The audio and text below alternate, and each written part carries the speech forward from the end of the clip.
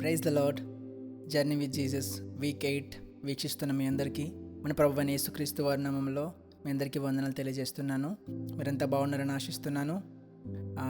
ఈ యొక్క పరిచర్య ద్వారా అందరూ బలపడుతున్నారని, పరిచర్యతో పాల్గొంటున్న వారందరూ దేవునితో దగ్గర సంబంధాన్ని ఏర్పరచుకుంటున్నారని, ప్రార్థనా జీవితాన్ని బలపరుచుకుంటున్నారని, దేవునికి దగ్గరగా జీవిస్తున్నారని ఆశిస్తున్నాను.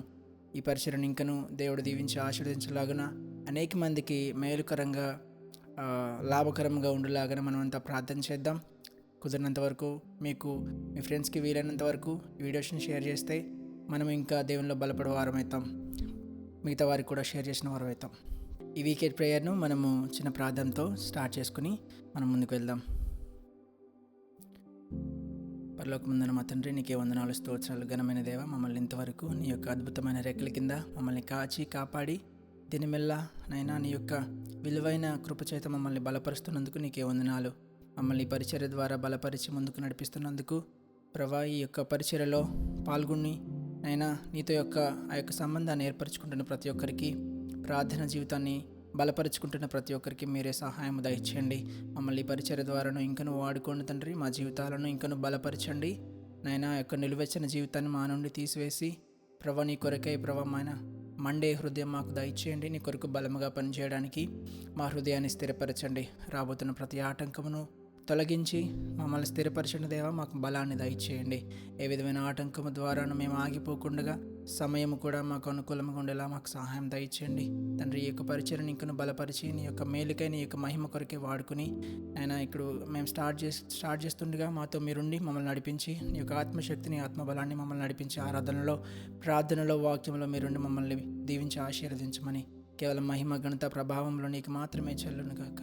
దేవా, అన్నింటిలో మీరే తోడును తండ్రి. మమ్మల్ని నడిపించి బలపరిచి శక్తిని, సహాయమును దయచేయమని నజరుడైన యేసుక్రీస్తు నామంలో అడిగి వేడుకుంటున్నాం తండ్రి, ఆమేన్. 2 పాటలు పాడుకొని దేవుని నామాన్ని మహిమపరుచుకుందాం. ముందుగా, దేవా ఈ జీవితం నీకు అంకితం, ఎన్ని కష్టాలైనా ఎన్ని నష్టాలైనా నీతోనే నా జీవితం అనే ఒక పాట పాడుకుంటూ దేవుని నామాన్ని మహిమపరుచుకుందాం.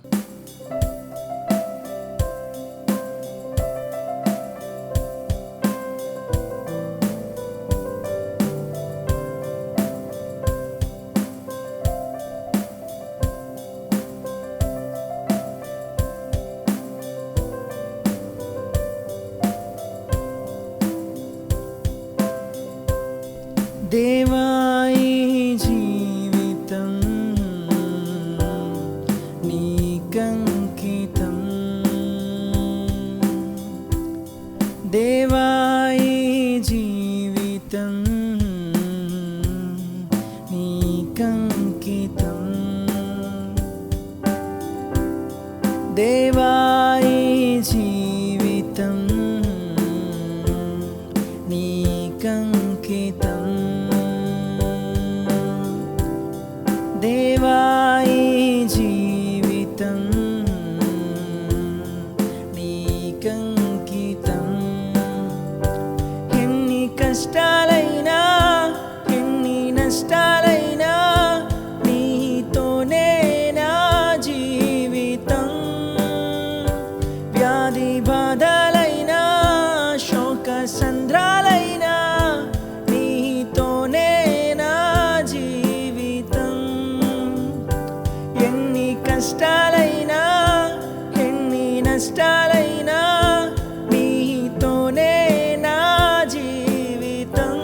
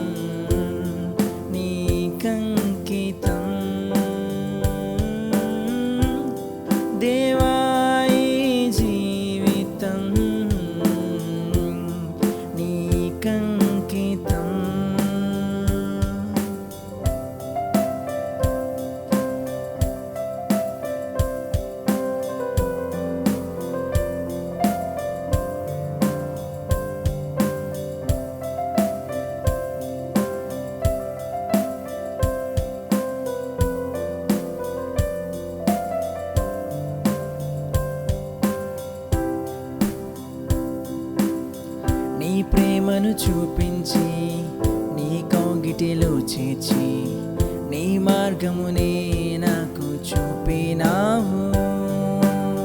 నీ ప్రేమను చూపించి నీ కౌగిటిలో చేర్చి నీ మార్గమునే నాకు చూపినావు. నీతోనే నడిచి నీలోనే జీవించి నీతోనే సాగెదను. నీతోనే నడిచి నీలోనే జీవించి నీతోనే సాగెదను. ఎన్ని కష్టాలైనా ఎన్ని నష్టాలైనా నీతోనే నా జీవితం. వ్యాధి బాధలైనా శోక సంద్రాలైనా నీతోనే నా జీవితం. ఎన్ని కష్టాలైనా ఎన్ని నష్టాలైనా నీతోనే నా జీవితం.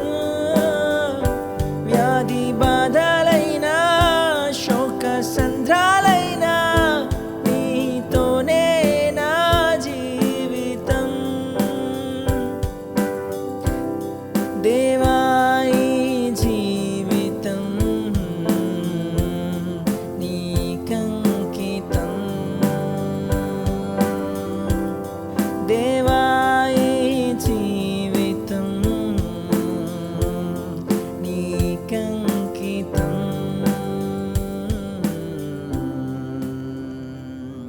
నిన్నే ప్రేమింతును యేసు, నీ వెనుతిరుగా నీ సన్నిధిలో మోకరించి నీ మార్గములో నీ సాగెదా. అందరికీ తెలిసిన పాట. కొద్దిసేపు ఈ పాటను పాడుకుని దేవుని ఆరాధించుకుందాం.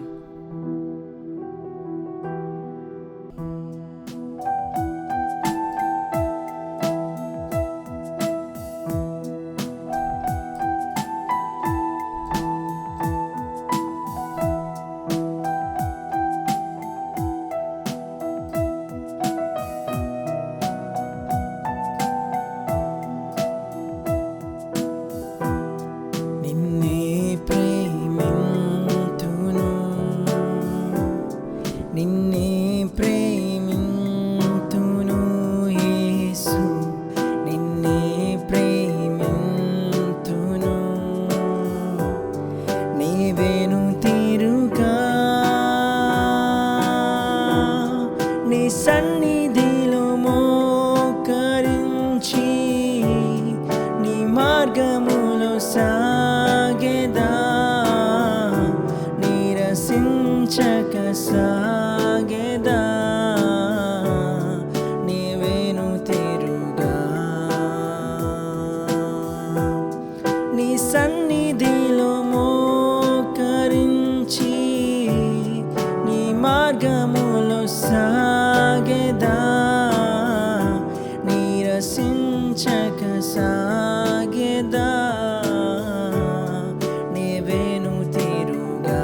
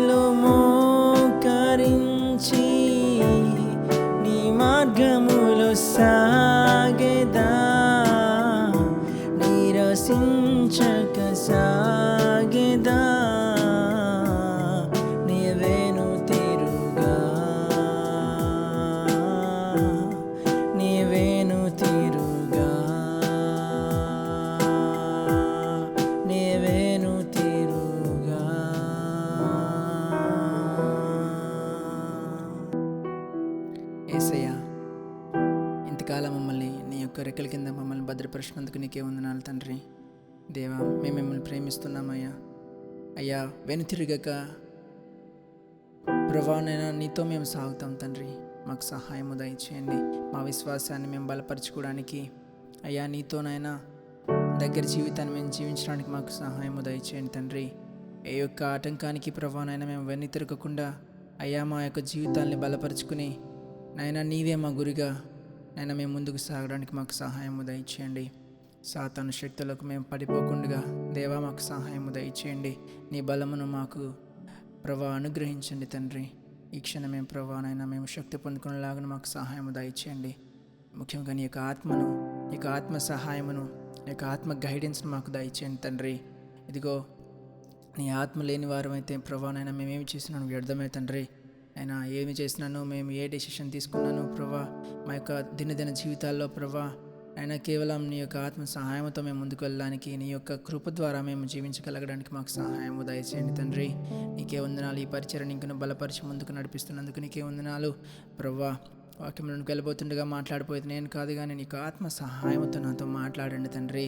వినబోయే ప్రతి మాట, మాట్లాడబోయే ప్రతి మాట నాయన కేవలం నాయన నీ వాక్యము లోతులో నుంచి వచ్చేలాగా మాకు సహాయము దయచేయండి. మాతో మాట్లాడండి, మమ్మల్ని దినదినము కట్టండి తండ్రి. వీక్షిస్తున్న ప్రతి ఒక్కరికి ప్రభా నీ యొక్క వాక్యాన్ని ప్రభా నాయన హృదయ లోతులకి వెళ్ళేలాగున సహాయము దయచేసి కృప చేత నింపండి. రాబోతున్న ప్రతి ఆటంకమును తొలగించి నీ యొక్క శక్తిని, బలమును, కృపను మా అందరికీ దయచేయమని నేషుడైన యేసుక్రీస్తు నామములో అడిగి వేడుకొంచున్నాం తండ్రి. ఆమేన్. Praise the Lord. అందరికీ వందనాలు. కొద్దిసేపు వాక్యాన్ని ధ్యానించుకుందాం. పోయిన వారము మనము ఈ లోకంలో ఉన్న ప్రేమల కంటే విలువైన ప్రేమ, మధురమైన ప్రేమ, తన ప్రియకుమారుని సహితము మన కొరకు అర్పించి మన పాపముల నుండి విడిపించిన ప్రేమ, అదే దేవుని ప్రేమ, మన తండ్రి ప్రేమ. యేసయ్యను బలిగా అర్పించిన ప్రేమ, మన పాపముల నుండి విడిపించిన ప్రేమ కొరకు మనము పోయిన వారం ధ్యానించుకున్నాం కదా. అయితే ఈ వారము మనము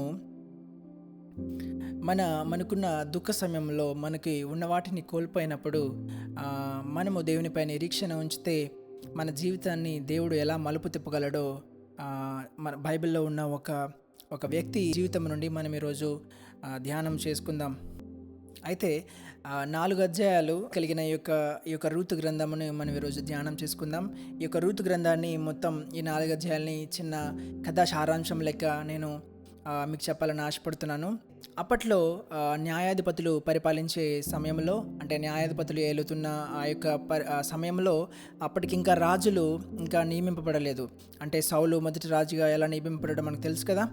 ఇంకా సౌలు నియమింపబడక ముందు న్యాయాధిపతులు ప్రజలను ఏలుతున్న కాలంలో ఆ యొక్క బెత్లెహేము ప్రదేశంలో ఎలీమెలెకు అనే వ్యక్తి ఉండేవాడు.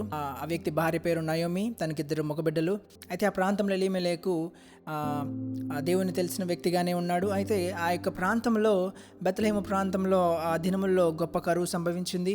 అక్కడ వారికి తినడానికి రొట్టె దొరికేది కాదు. వెంటనే వారి బ్రతుకు తెరువు కోసం ఎలీమెలెకు ఏం చేశాడంటే దేవుడు వాగ్దానం చేసిన ప్రదేశాన్ని విడిచి మోయాబు దేశంలోకి వెళ్ళి అక్కడ నివాసం చేసి తన జీవితాన్ని కొనసాగిద్దామని ఎలీమెలెకు ఆ యొక్క నిర్ణయం తీసుకున్నాడు. ఎప్పుడైతే ఎలీమెలెకు దేవుడు వాగ్దానం చేయని దేశానికి, దేవుడు తెలియని అక్కడున్న మోయాబు ప్రదేశంలో ఉన్న వారికి దేవుడు అంటే తెలీదు. వాళ్ళు వేరే దేవతలను, వేరే దేవుళ్ళను పూజిస్తూ ఉంటారు. అట్లాంటి ప్రదేశమునకు ఎలీమెలెకు తన భార్య అయిన నయోమిని, తనకున్న 2 బిడ్డలను తీసుకుని మోయాబీ దేశమునకు అక్కడ నివసించడానికి ప్రయాణం చేసి అక్కడ వెళ్ళాడనమాట. అక్కడ వెళ్ళిన తర్వాత కొన్ని రోజుల్లో ఎలీమెలెకు ఒక కారణం చేత మరణిస్తాడు. అటు తర్వాత నయోమి తనకున్న 2 బిడ్డలను మోయాబీ దేశంలో ఉన్న మోయాబీరాలైన ఇద్దరు స్త్రీలకు తన 2 బిడ్డలను, తన 2 కుమారులను ఇచ్చి పెళ్లి చేస్తుంది. ఒక ఆమె పేరు ఓర్ఫా, ఒక ఆమె పేరు రూతు. అయితే ఇటు రీతిగా ఇలా జరుగుతున్న కొంతకాలానికి మరలా 10 సంవత్సరాలు గడిచిన తర్వాత తనకున్న 2 బిడ్డలు కూడా మహలోను, కిల్యోను, తనకున్న 2 కుమారులు కూడా మరణించడం జరుగుతుంది. ఎప్పుడైతే తన 2 కుమారులను, తన భర్తను ఎలీమెలెకును కోల్పోతుందో నయోమి ఎంతో దుఃఖించి ఎంతో బాధపడుతుంటుంది. తన 2 కోడలను తన వద్ద పెట్టుకుని తను విధవరాలై వారి యొక్క కోడళ్ళు విధవరాలై ఉండడం చూచి చాలా దుఃఖిస్తుంది. అయితే అటు తర్వాత దేవుని ప్రజలకు అంటే బెత్లెహేము ప్రాంతంలో, తన సొంత ప్రాంతమైన బెత్లెహేము ప్రాంతంలో ఉన్న ప్రజలకు దేవుడు వాగ్దానం చేసిన రీతిగా మరలా ఆ యొక్క పంటలు పండుతున్నాయి, మరలా తిండి దొరుకుతుంది, ఆ యొక్క కరువు అనేది పోతుందని ఎప్పుడైతే తను విన్నదో వెంటనే దాన్ని విశ్వసించి, ఆ యొక్క దేవుని వాగ్దానమును విశ్వసించి మరలా తనిద్దరు కోడలను తీసుకుని ఆ యొక్క బెత్లెహేము ప్రాంతంకు బయలుదేరడం ప్రారంభించింది.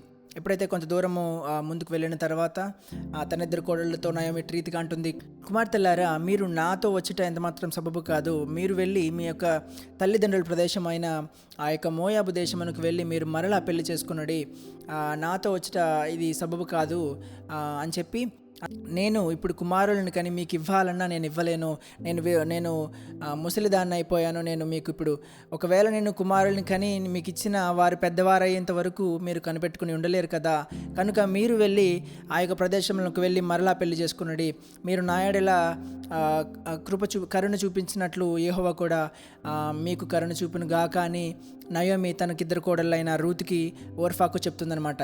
అయితే ఎప్పుడైతే ఇట్లా నయోమి రూతుకి ఓర్ఫాకు వెళ్ళిపోమని చెప్తుందో వెంటనే ఓర్ఫా ఏం చేస్తుందంటే దుఃఖంతో ఏడుస్తూ తన అత్త అయిన నయోమిని ముద్దు పెట్టుకుని అక్కడ నుండి విడిచి, ఆ ప్రదేశాన్ని విడిచి మోయాబు ప్రాంతంనకు తన తల్లిదండ్రులున్న ఆ యొక్క ప్రదేశంనకు ఓర్ఫా వెళ్ళిపోతుందనమాట.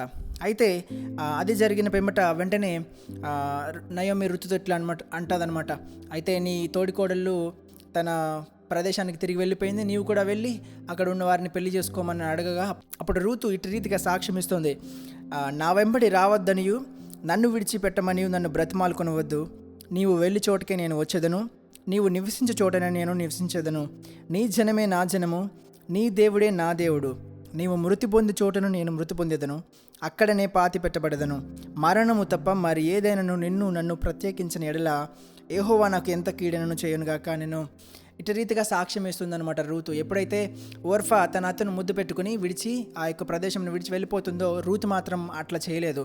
అదే ఆ యొక్క డెసిషన్, ఆ యొక్క నిర్ణయమే రూతు జీవితాన్ని ఉన్నతమైన స్థానానికి తీసుకెళ్ళింది.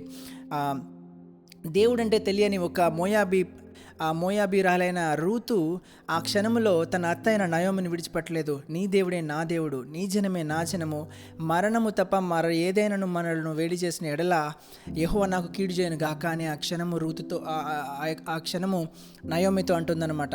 ఆ తర్వాత నయోమి మనసు కుదిరిపడిన తర్వాత ఆ యొక్క బెత్లెహేము ప్రాంతంకు ఇద్దరు కలిసి నయోమి రూతు కలిసి వెళ్తారనమాట. ఆ తర్వాత రూతు విధవరాలైన కారణముగా తను ఏ పని చేయలేక అక్కడున్న వారు చేసే విధముగా పంటలలో పడిపోయిన పండ్లను కానీ అక్కడ ఉన్న యూదా ప్రజలు ఏం చేస్తారంటే, ఎప్పుడైనా ఏదైనా పండ్లను కానీ ఏదైనా పనులను కానీ కింద పడిపోతే, కోత కోస్తున్నప్పుడు అవి కానీ కింద పడిపోతే వాటిని తీసుకోరనమాట, వాటిని అట్లాగే ఉంచేస్తారు. తర్వాత ఎవరైనా తీసుకుంటారని చెప్పి వాటిని అట్లాగే ఉంచేస్తారనమాట. అలా పడిపోయిన వాటిని, కింద పడిపోయిన వాటిని, జారిపోయిన వాటిని అవి తీసుకుంటూ ఆ యొక్క తన అత్తను తను పోషిస్తూ రూతు ఉండేదనమాట. తను బెత్లెహేము ప్రాంతం వెళ్ళిన తర్వాత తను ఖాళీగా కూర్చోలేదు, కానీ ఏదో ఒక పని చేస్తూ ఆ యొక్క పొలంలో పడిపోయిన పండ్లను కానీ ఆ యొక్క పండ్లను కానీ ఏరుకుని తన నివాసము కొనసాగిస్తూ ఉండేది. అయితే రూతు అట్లా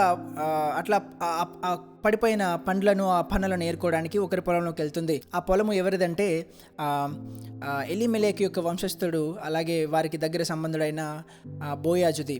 ఎప్పుడైతే ఒకరోజు బోయాజు రూతుని చూసి ఈ చిన్నది ఎవరని తనలో ఉన్న అక్కడున్న పనివారిని అడిగినప్పుడు వారు చెప్తారనమాట, ఇట్లాగా మోయాబు దేశం నుండి వచ్చిన నయోమి కోడళ్ళు ఈమె రూతు అని చెప్పి ఆ బోయాజుకు చెప్పిన వెంటనే ఒక సాక్ష్యాన్ని బోయాజు విని తన అత్తను విడిచిపెట్టకుండా తను మరలా ఈ యొక్క ప్రాంతానికి వచ్చిందని ఆ యొక్క సాక్ష్యాన్ని వినిన తర్వాత బోయాజు వెంటనే ఆమెను మాత్రం మీరు అభ్యంతరపరచవద్దు, ఆమెను ఎంత కావాలంటే అంత తీసుకొనివ్వండి, కావాలంటే మీరు ఎక్కువ విడిచిపెట్టండి అని చెప్పి ఆమెను ఏమాత్రము అభ్యంతరపరచవద్దు అని చెప్పి ఆమెని ఆశీర్వదించుతాడనమాట.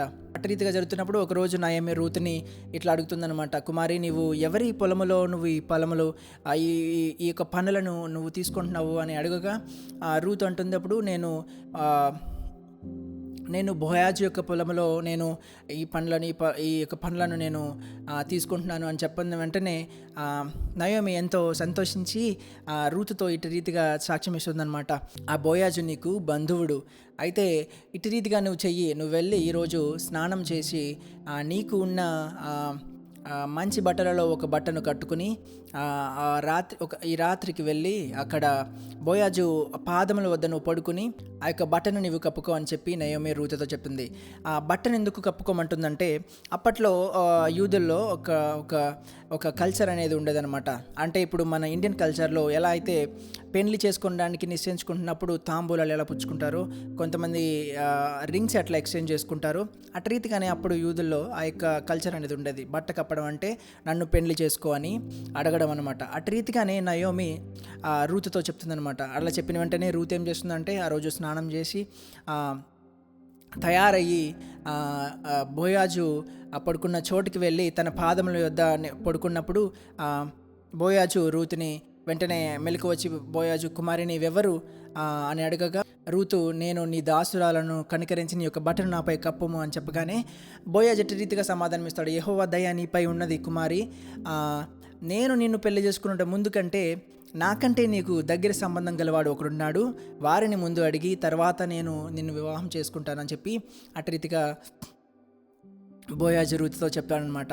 ఆ తర్వాత రోజు బోయాజు 10 మంది పెద్దలను పిలిపించి నయోమి యొక్క ఆ యొక్క పొలమును అమ్మకానికి పెట్టడం జరిగింది. ఆ యొక్క నయోమిని ఎవరైతే ఆ పొలమును కొనుక్కుంటారో ఆ పొలముతో పాటు రూతుని కూడా విడిపించాలని చెప్పి ఆ యొక్క దగ్గర సంబంధుడైన ఇంకొక వ్యక్తికి చెప్తాడనమాట. అయితే ఆ వ్యక్తి ముందు నేను ఆ పొలమును కొనుక్కుంటాను, రూతుని విడిపిస్తాను అని చెప్తాడు. అయితే కానీ దీంట్లో ఒక షరతు ఉంది. రూతుని ఎవరైతే విడిపిస్తారో ఆ రూతుకు పుట్టబోయే బిడ్డలు ఎలీమెలెకు వంశస్థులు అవుతారు కానీ నీ వంశస్థులు గారు అని చెప్పి బోయాజు చెప్తాడనమాట ఆ యొక్క షరతును. అలా చెప్పిన వెంటనే ఆ వ్యక్తి, ఆ దగ్గర సంబంధమైన వ్యక్తి వెంటనే నేను రూతుని విడిపించలేను, ఈ యొక్క పొలము నేను కొనుక్కోలేని చెప్పగానే బోయాజు అప్పుడు అక్కడున్న పెద్దలు సాక్ష్యముగా రూతుని విడిపించి తను వివాహం చేసుకుంటాడు. అప్పుడు రూతు ఒక బిడ్డని కంటుంది. దానికి ఓబేద్ అని పేరు పెడతారు. ఓబేదుకు యెషై అనే కుమారుడు పుడతాడు. యెషయికి మనకు తెలిసిన గొప్ప రాజు అయిన దావీదు రాజు ఆ యొక్క యెషై ద్వారా మనము పుట్టడం చూస్తాం. అయితే రూతు జీవితంలోంచి నేర్చుకోవాల్సిన కొన్ని విషయాలు మనం ఈరోజు ధ్యానం చేసుకుందాం. రూతు ఒక మోయాబీరాలు. దేవుడంటే ఎరుగని ప్రదేశంలో నుండి వచ్చిన ఒక స్త్రీ ఒక ఉన్నత స్థానంలో దేవుడు ఉంచడం జరుగుతుంది. ఎట్లా అంటే యేసు ప్రభువు వారి వంశాన్ని వివరించేటప్పుడు 4 స్త్రీల పేర్లు మాత్రమే బైబిల్లో మెన్షన్ చేయబడటం జరుగుతుంది. అందులో ఒక స్త్రీ పేరే రూతు. రూతుకు అట్టి ధన్యతను దేవుడిచ్చాడు. ఒక మోయాబీరాలు. దేవుడంటే తెలియని వ్యక్తి, కానీ దేవుని వంశమును, మన యేసు ప్రభు వారి వంశమును వివరిస్తున్నప్పుడు తన పేరు అక్కడ మెన్షన్ చేయబడిందంటే దేవుడు తనకి ఎంత ఉన్నతమైన స్థానాన్ని ఇచ్చాడో మనం ఈరోజు జ్ఞాపకం చేసుకోవాలి. అయితే దీనికి కారణం ఏమిటి? రూతును అంతగా ఉన్నతమైన స్థానంలో ఉంచడానికి గల కారణం ఏమిటో తెలుసా? తను తీసుకున్న నిర్ణయం. ఏమీ లేనప్పుడు, తనకున్నదంతా కోల్పోయినప్పుడు, తన భర్త తనకున్న మాంగారిని, తన భర్తను, తనకున్న అదంతయు కోల్పోయినప్పుడు తను నిరాశ చెందలేదు. మనము కూడా మన జీవితాల్లో మనకున్నదంతా ఒకేసారి కోల్పోవచ్చు. ఒకేసారి అన్నీ మన దగ్గర ఉన్నదంతా ఎవరో లాగేసుకున్నట్టు మనము అయిపోవచ్చు. ఎలా అయితే రూతు జీవితంలో ఆ ఫ్యామిలీ జీవితంలో 3 మగవాళ్ళు చనిపోయారో, అయినప్పటికీ రూతు, నయోమి ఆ యొక్క విశ్వాసాన్ని అయితే కోల్పోలేదు. ఎప్పుడైతే దేవుడు వాగ్దానం చేసిన దేశంలో మరలా పంటలు పండుతున్నాయని విశ్వసించి నయోమి మరలా తిరుగు ప్రయాణము చేసిందో, ఆ యొక్క విశ్వాసము చూపిందో, మనము దాన్ని బట్టి కూడా మనము ఆ యొక్క విశ్వాసమును నేర్చుకోవాలి. ఎప్పుడైతే నయోమి రూతుకి, ఓర్ఫాకు మీరు నా వద్ద నుండి వెళ్ళిపోండి, తిరిగి వెళ్ళి మీ యొక్క ప్రదేశమునకు వెళ్ళి మరలా పెళ్లి చేసుకుని మీరు సంతోషంగా ఉండండి అని నయోమి ఎప్పుడైతే రూతుకి, ఓర్ఫాకు చెప్పిందో, ఇక్కడ ఓర్ఫా వెంటనే తన అత్తగారిని ముద్దు పెట్టుకుని ఏడ్చి దుఃఖముతో తను తిరిగి మోయాబీ ప్రదేశానికి వెళ్ళిపోతుంది. కానీ రూతు మాత్రం అలా చేయలేదు. ఇన్స్టెడ్ ఆమె ఏమన్నదో తెలుసా? రూతు నయోమితో రీతిగా అంటుంది, నీ దేవుడే నా దేవుడు, నీ జనమే నా జనము, నీ ప్రజలే నా ప్రజలు, మరణము మరణను మరణము తప్ప మరణను ఏదైనాను వేరు చేసిన ఎడల యెహోవా నాకు కీడు చేయనుగా. కానీ అక్కడ సాక్ష్యం ఇచ్చి నయోమిని విడిచిపెట్టకుండా తన అత్తగారిని గౌరవించి తన అత్తగారినే ప్రేమించింది. తన అత్తగారిని ప్రేమించి నీ దేవుడే నా దేవుడు, నీ జనమే నా జనము. ఇక్కడ మనం గుర్తుపెట్టుకోవాల్సింది ఏంటంటే, రూతుకి దేవుడు ఎవరో తెలియదు, దేవునిపై నమ్మకం అంటే ఏంటో తెలీదు. కానీ అక్కడ ఆ క్షణంలో నీ దేవుడే నా దేవుడు అని అక్కడ సాక్ష్యం ఇస్తూ నీవు మరణించిన చోటే నేను మరణిస్తాను అని చెప్పి సాక్ష్యం ఇచ్చి తనను నయోమిని తన దేవుణ్ణి అంగీకరించి యెహోవా అంటే ఎవరో తెలియకపోయినా, దేవుడు అంటే ఎవరో తెలియకపోయినా సరే రూతు ఆ క్షణంలో తీసుకున్న నిర్ణయమే తనని ఉన్నతమైన స్థానానికి తీసుకువెళ్ళిందండి. మనలో చాలామంది కూడా ఓర్ఫాలాగా ఒక్కసారి కష్టం వచ్చిన వెంటనే దేవుని విడిచిపెట్టేస్తారు. ఒక్కసారి కష్టం వచ్చిన వెంటనే బ్యాక్ టు ఆ కంఫర్ట్ జోన్కి అనేది వెళ్ళిపోవడం చేస్తూ ఉంటారనమాట. అలా మరలా పాపంలో పడిపోతూ ఉంటారనమాట. అయితే ఎలా అయితే ఓర్ఫా ఆ క్షణంలో నయోమిని ముద్దు పెట్టుకుని మరలా తిరిగి ఆ మోయాబు ప్రదేశం ఆ యొక్క పాపముతో కూడిన ప్రదేశానికి వెళ్ళిపోయిందో, అలాగే మనం కూడా మన జీవితాల్లో ఏదైనా కోల్పోయినప్పుడు, ఏదైనా నష్టము మనకు జరిగినప్పుడు వెంటనే కూడా మనము దేవునిపై ఆశను వదిలేస్తాం.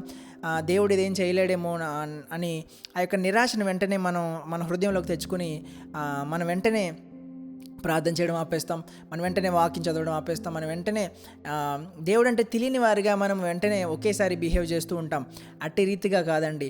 రూతు ఎట్లా అయితే దేవుడు అంటే తెలియకపోయినా సరే ఆ యొక్క నయోమిని మాత్రము విడిచిపెట్టకుండా నీ దేవుడే నా దేవుడు, నీ జనమే నా జనము, మరణము తప్ప మనలను ఏదైనా వేరు చేసిన ఎడల యెహోవా నాకు కీడు చేయను కాక అని సాక్ష్యం ఇస్తుంది. అట్టి రీతి అయిన విశ్వాసము మనకి ఈరోజు మన జీవితాల్లో కలిగి ఉండాలి.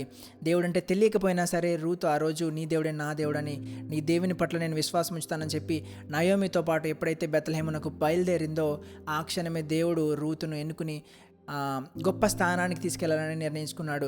ఎట్లా అయితే తర్వాత రూతు వినయముతో ఖాళీగా ఇంటి దగ్గర కూర్చోకుండగా పని చేయడానికి ఆశపడి తన అత్తగారిని పోషించాలని ఆశపడి, ఒక స్త్రీ అయ్యుండి కూడా ఆ కాలంలో స్త్రీ అయ్యుండి కూడా తన అత్తగారిని పోషించాలని చెప్పి తను పోషించుకోవాలని చెప్పి ఒక విధవరాలైనప్పటికీ ఆ యొక్క పొలములో పనులు ఏరుకోవడానికి, అక్కడున్న పండ్లను ఏరుకోవడానికి, వాటిని ఎత్తుకుని ఆ యొక్క జీవనం కొనసాగించడానికి కష్టపడడానికి ఆశపడింది. ఆ వినయాన్ని మనము రూతు జీవితంలోంచి నేర్చుకోవాలి. అట్టి రీతిగానే ఆ యొక్క వినయాన్ని కూడా మనము మన జీవితంలో కలిగి ఉండాలి. ఏమున్నా లేనప్పుడు, మనకి అన్నీ కోల్పోయినప్పుడు కష్టపడ్డం మనం నేర్చుకోవాలి. ఎప్పుడైతే రూతు కష్టపడి తన అత్తగారిని పోషించాలని నిర్ణయించుకుని ఆ యొక్క పొలములో ఆ యొక్క పనులను ఏరుకోవాలని నిర్ణయించుకుందో, దేవుడు బోయాజు ద్వారా ఆ రూతును ఆశీర్వదించడం మొదలుపెట్టాడు. బోయాజు రూతుని చూచి తనను ఇంకా ఎక్కువ తీసుకోమనడానికి ఆశీర్వదించిన రీతిని చూస్తే మనకు అర్థమవుతుంది రూతును ఎటు రీతిగా దేవుడు ఆ స్థానాన్ని ఎలా ఇవ్వాలనుకున్నాడో మనము చూడగలుగుతాం. ఆ తర్వాత అంచెలంచెలుగా రూతు బోయాజును వివాహం చేసుకున్న తర్వాత ఆ రూతు ఓబేదును కన్నది. ఓబేదు యెష్షయిని కన్నాడు. యెష్షయి మహారాజైన దావీదును కనడం జరుగుతుంది. దావీదు వంశంలో నుండే మన ప్రభువైన యేసుక్రీస్తు వారు ఈ భూమిలోకి రావడం మనం చూసారా? ఎంత గొప్ప ధన్యతను రూతు జీవితంలో దేవుడిచ్చాడంటే, యేసుక్రీస్తు వారి వంశావళిని ఆ యొక్క పేర్లను మెన్షన్ చేస్తున్నప్పుడు కేవలం పురుషులు మాత్రమే మెన్షన్ చేస్తూ ఉంటారనమాట. వంశావళి మెన్షన్ చేసినప్పుడు వంశావళిని ఆ యొక్క పేర్లను రాస్తున్నప్పుడు పురుషులను మాత్రమే దాంట్లో రాస్తూ ఉండేవారు. కానీ కేవలం 4 స్త్రీల పేర్లు మాత్రమే బైబిల్లో లిఖింపబడినవి. ఆ 4 పేర్లలో రూతు ఒక ఉన్నతమైన స్థానంలో ఉన్నది. అట్టి రీతిగా దేవుడు రూతును ఆశీర్వదించి ఒక గొప్ప స్థానాన్ని ఇచ్చాడు. ఒక మోయాబీరాలు, దేవుడు అంటే తెలియని ఒక స్త్రీ, ఆ యొక్క దేశం నుండి వచ్చిన ఒక స్త్రీ దేవునిపై విశ్వాసం ఉంచి తన అత్తగారిని విడిచిపెట్టకుండా తెలియని ప్రదేశానికి స్టిల్ బెత్లెహేము వెళ్తే కష్టం ఉంటుందని తెలిసినప్పటికీ నయోమిని విడిచిపెట్టకుండా రూతు ఆ క్షణమున ఆ రోజు బెత్లెహేము ప్రదేశానికి ప్రయాణమైనది. ఆ యొక్క విశ్వాసం చూశారు ఎంత గొప్పదంటే, ఒకవేళ రూతు తిరిగి మోయాబి ప్రదేశానికి వెళ్ళిపోతే తను తిరిగి పెళ్లి చేసుకుని ఉండొచ్చు, తన తల్లిదండ్రుల ప్రదేశంలో తను సుఖంగా ఉండి ఉండొచ్చు. కానీ స్టిల్ రూతు ఏం చూస్ చేసుకుందో తెలుసా? ఆ కష్టాన్నే చూస్ చేసుకుంది, ఆ కష్టాన్నే సెలెక్ట్ చేసుకుంది, కష్టాన్ని మాత్రమే ఎంపిక చేసుకుని అక్కడికి వెళ్తే తన అత్తగారు ముసలిదైనది, తనేం పని చేయలేదు, నేనే పని చేసి ఏదో ఒకటి చేసుకోవాలని తెలిసినప్పటికీ రూతు నయోమిని విడిచిపెట్టలేదు, తన దేవుని విడిచిపెట్టలేదు. అందుకనే దేవుడు రూతుని ఒక ఉన్నతమైన స్థానంలో ఉంచాడు. ఈరోజు మనం కూడా కష్టం వచ్చినప్పుడు ఓర్ఫా వలె మనము దేవుని విడిచిపెట్టి వెళ్లకుండా నాకు వెనక్కి వెళ్ళిపోతే సంతోషం ఉంటుంది, వెనక్కి వెళ్ళిపోతే సుఖం ఉంటుంది అని ఆలోచించకుండా ఓర్ఫా వలె కాక మనము రూతు వలె కష్టమున్నదని తెలిసినా మనము ముందుకు వెళ్ళాలి, దేవునిపై నిరీక్షణ ఉంచాలి. అప్పుడైతేనే రూతుకు పొందిన ఆశీర్వాదం ఎలా అయితే పొందుకుందో మన జీవితంలో కూడా అట్టి మేలను అంత ఉన్నతమైన స్థానాన్ని మనకి దేవుడు ఇస్తాడు. అట్టి రీతిగానే రూతుకు దయచేసిన విశ్వాసమును కూడా ఈరోజు మనకు దయచేయమని దేవుని అడుగుదాం. బలముగా మనం నిలబడదాం. దేవుని రాజ్యమును స్థిరపరచడంలో మనం కూడా పాలుభాగస్తులమై ఇంకనూ అనేక మందిని దేవుని రాజ్యానికి చేర్చువారిలాగా ఉందాం. ప్రార్థన చేసుకుందాం. మా దేవ, మా యేసయ్య, నీకే వందనాలు, స్తోత్రాలు తండ్రి. ఇంతవరకు మమ్మల్ని నడిపించినందుకు, బలపరిచినందుకు నీకే వందనాలు. వాక్యమంతట్లో మీరున్నారు తండ్రి. మమ్మల్ని ముందుకు నడిపించి ఈ యొక్క వాక్యం ద్వారా ఎలా అయితేనైనా రూతు విశ్వాసం ఉంచి కష్టము అని తెలిసినప్పటికీ నేను దీన్ని ఎంపిక చేసుకొని ఆ యొక్క బెత్లెహేమునకు వెళ్ళిందో, ఎలా అయితే ఆశీర్వదింపబడిందో, ఎలా అయితే నాయన దావీదు వంశంను రావడానికి రూతును వాడుకున్నావో ఉన్నతమైన స్థానాన్ని, దేవా నాయన నీ యొక్క వంశంలో రూతుని ఒక గొప్ప ఉన్నత స్థానముగా ఉంచినందుకు నీకే వందనాలు, స్తోత్రాలు తండ్రి. అటు రీతిగా రూతును ఆశీర్వదించావు. అటువంటి విశ్వాసం ఈరోజు మాకును చూస్తున్న ప్రతి ఒక్కరికి దయచేయండి తండ్రి. కష్టం వచ్చినప్పుడు, నష్టం వచ్చినప్పుడు ప్రభా నాయన మేము వెనక్కి తిరగకుండా, నాయన పాపంలో పడిపోకుండా, నాయన లాభము కొరకు ఓర్ఫా వలె ప్రభా నాయన మేము వెనక్కి తిరిగి వెళ్ళే వారిగా ఉండకుండా రూతు వలె విశ్వాసం ఉంచి కష్టం వచ్చినప్పటికీ, నష్టం వచ్చినప్పటికీ నాయన నీ యందు ప్రభా నాయన మేము నిలుచుండులాగా మాకు ధైర్యమును, సహాయమును దయచేయండి. వీక్షిస్తున్న ప్రతి ఒక్కరికి నీ తోడు, నీ సహాయం దయచేయండి తండ్రి. నాయన ఇంకా మమ్మల్ని ప్రార్థనలో బలపరచండి. నాయన నీకు ఇంకా దగ్గరగా జీవించడానికి, నీ యొక్క ఆత్మను మేము కలిగి ఉండి జీవించడానికి సహాయం దయచేయండి. ప్రతి ఒక్కరిని బలపరచండి, నీ శక్తితో నింపండి తండ్రి. మేము ఇంకనూ నీ యొక్క రాజ్య విస్తరణలో బలముగా వాడబడ్డానికి ఈ యొక్క పరిచర్యను బలముగా వాడుకోనండి తండ్రి. ఈ పరిచర్య అనేక మందికి ఆశీర్వకరంగా ఉండులాగున అందరికీ సహాయం దయచేసి ఈ వాక్యమును వినిచిన ప్రతి ఒక్కరిని ఈ పాటలలో, ఆరాధనలో మమ్మల్ని ముందు నడిపించినందుకు మీకు స్తోత్రాలు. ఈ వాక్యం వినిన ప్రతి ఒక్కరిని దీవించండి. వారి హృదయములను ప్రభానైన వారి మనస్సును స్థిరపరచండి, బలపరచండి. అంతం వరకు మీరే తోడైనని మమ్మల్ని ముందుకు నడిపించమని నజరుడైన యేసుక్రీస్తు నామములో అడిగి వేడుకుంటున్నాం తండ్రి. ఆమేన్. అందరికీ వందనాలు.